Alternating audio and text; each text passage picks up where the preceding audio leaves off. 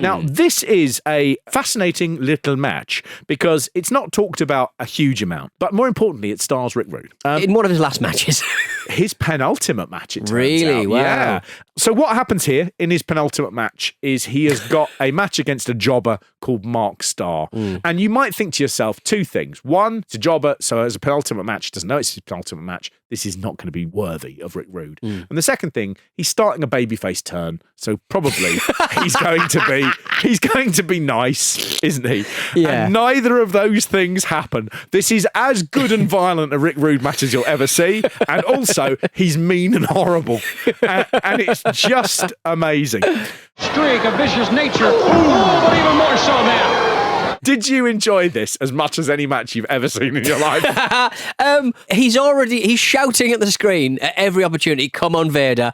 Come on, Vader. Yeah. I don't know why he's angry. I don't know why he's hurting this man. I don't know why he's doing this. He comes out and he's fuming. He's really angry. And he doesn't do any of his Rick Rude stuff. No. He doesn't sort of go, here's a kissy kiss. Here's a gyrate. Yeah. Here you go, ladies. Look at the pecs. Look at the pecs. Yeah. He just looks furious. He gets into the ring and he can't take his eyes off Mark Starr.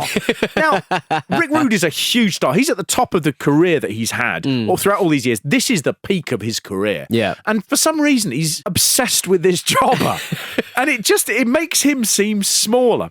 This is a little bit of confusing chronology, though. So what happens here is we watch Rude's match, which is the penultimate match of his career. 10 days later, he would go to Japan, where he'd face Sting. He'd win back the WCW Intercontinental Championship off of Sting. Right. But during that match, he suffers that career-ending back injury when he lands on a stage that's at two separate levels on the Japanese ring. And if you watch that match, and we have watched it before for certain things, and to be able to finish that match, it's up there with the Triple H leg tear kind of thing. Completely. It's like just horrible. Rude wins the belt. He goes on to win that match, but he retires immediately after. He will never have another match.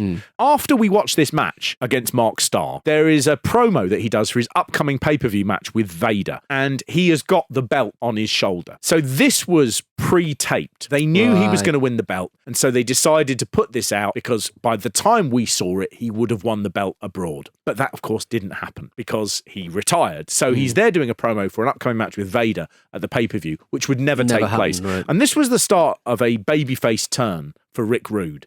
So it's a weird bit of he doesn't know when he's doing that actually his career is over by That's the time wild, it comes isn't it? out. Yeah, Oh, really weird. Lordy. Talk about instant karma, Gene. Talk about riding high in January, shot down in May. I was ripped off not only by the WCW, not only by Sting, but by Vader. All right, a man that is gaining momentum week after week. Last week, he picked up this international title again from Sting in Japan.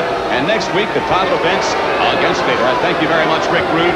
Stay tuned. More Saturday Night coming up after this. The weird thing about Mark Starr is Mark Starr isn't someone who is like, oh yeah, he's an up-and-comer or he's got a thing. He is really no one. He is a low-level journeyman. Been around since the mid-80s.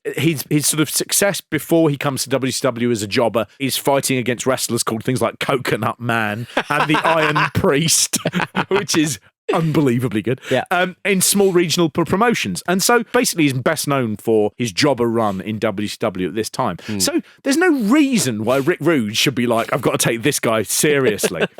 Rude should be playing to the crowd, but for some reason he's already really angry with Mark Starr. And I don't know what he's overheard Mark Starr saying. Don't know. It must be something. But what happens is, for Mark Starr, the worst thing imaginable. Rude does a kick to the midsection and Mark Starr catches his foot.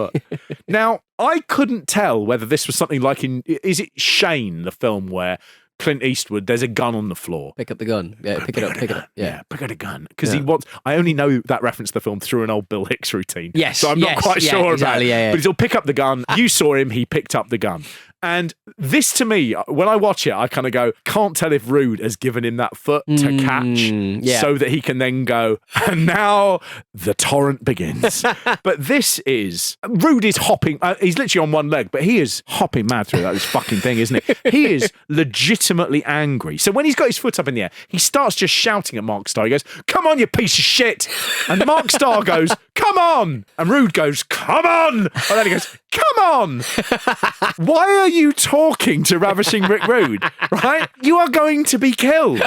And you're going to get, at best, a firm kick to the chest and it's going to fucking sting. That one is a beauty. Absolute beauty. Absolute beauty. Right from the start, Mark Starr, he just spins Rick Rude round once he's got the leg, and Rude just grabs him by the head and just like, he's like, on the floor. And it looks crap, but you suddenly realise it's not a wrestling move. No. It's just, it's a fight. He does 3 really hard clotheslines. The first clothesline is so hard that Mark Starr is slightly like, I don't know what's going on. It don't want any of this. He then does a slam, and you can see he's really trying to land him on his tailbone, really trying to take all the wind out of him with that thing. And then he starts shouting, come on, Vader. And it's almost like he's going, I better give a reason for why I'm so angry.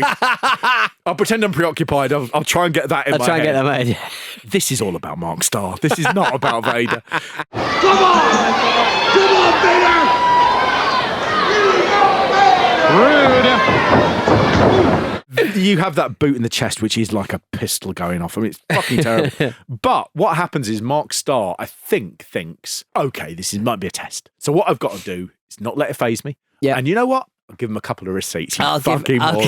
You fucking moron. I'm going to give him a couple of hits, couple of slaps. Couple of slaps. Couple of light slaps. I'm going to give him 2 proper punches right in the middle to let him know I'm not messing. And then I'm going to do like a Japanese barrage of open-handed fucking slaps. Yeah. And he probably is on the 3rd slap of Rick Rude's face, with Rick Rude just standing there stoically when he must just think, oh, Jesus Christ.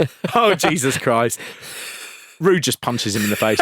No pulling. No pulling that. He punches him in the face. It isn't the fullest of punches, but he whips it, and if Starr's face happens to be there, which it was, he's done. He whips that out. Now, I think at that point, Mark Starr is a little bit knocked out because Rick Rude just pulls him up straight away and he hits him in the face 2 more times, and they are absolute smashers.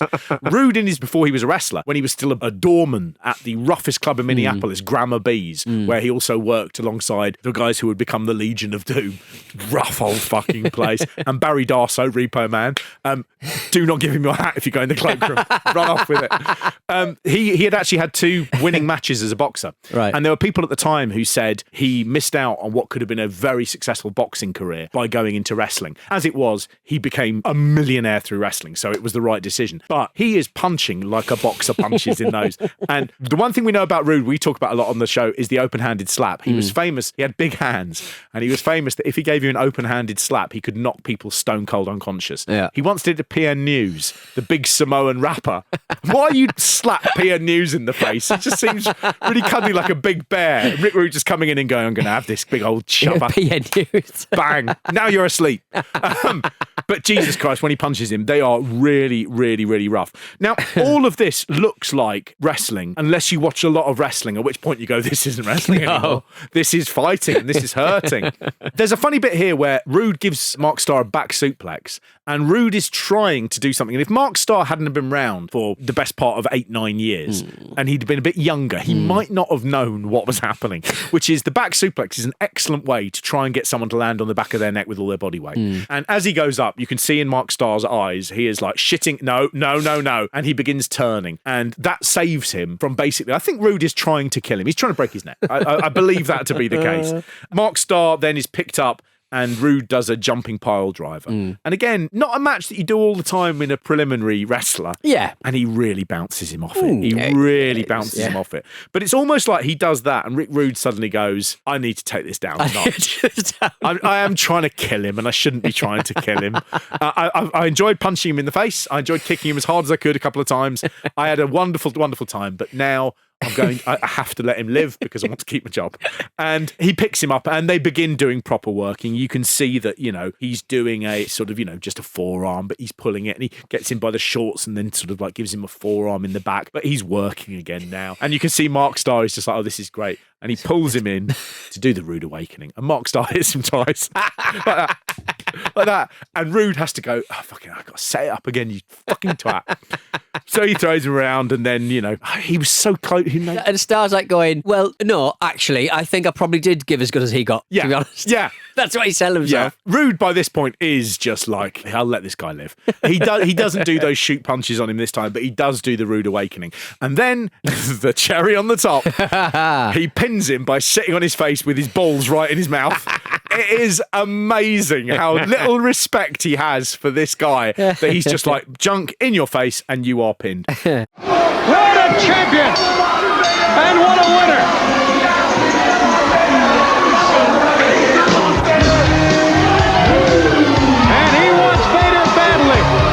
Rick Rude would have been 63 this month. 63. He died so young. He's been dead for 22 years. Yeah. And he would only be 63 this year. I mean, he would still be a young, handsome Rick Rude. Yeah. I mean, he would just be gorgeous. He died in 1999. He'd gone out and played golf that morning, and his wife returned home to find him lying on the floor of their house and barely breathing. There are obviously things that they found in the autopsy. He had an enlarged heart, which is an indicator of steroid use. Just look at him. Exactly. And certainly Rick Rude was around in a period where people were using steroids, and there is no doubt that Rick Rude was using steroids. So many of the big superstars didn't even see 45. Yeah. I mean, it just a horrifying period within the business's history. There is a rumour that is propagated by the wrestlers Ken Patera and the Honky Tonk Man primarily, that Rick Rude had at some point in 1999 injected a sexual performance, either Viagra type medication or steroids, into his penis in the hope of having a sort of, a super cock. And obviously that had gone wrong, and he had been informed that because of the damage it had caused, he was going to have his penis amputated. And Ken Patera and the Honky Tonk Man both say that Rude, with this knowledge and the inability to cope with that outcome, had taken an overdose to end his life. Oh, it's a big claim, isn't it? How would they fucking know? But it's also that thing of, so I heard this thing, right? So there's this guy, right? He actually injected his John Thomas with Tetley's bitter. And you won't believe this, but it looks now like a shut up. So he injected it, and then we're going to have to cut his willy off, yeah? Amputating willies, that doesn't happen that often. No. I mean, the worst you're going to get, I reckon, is a...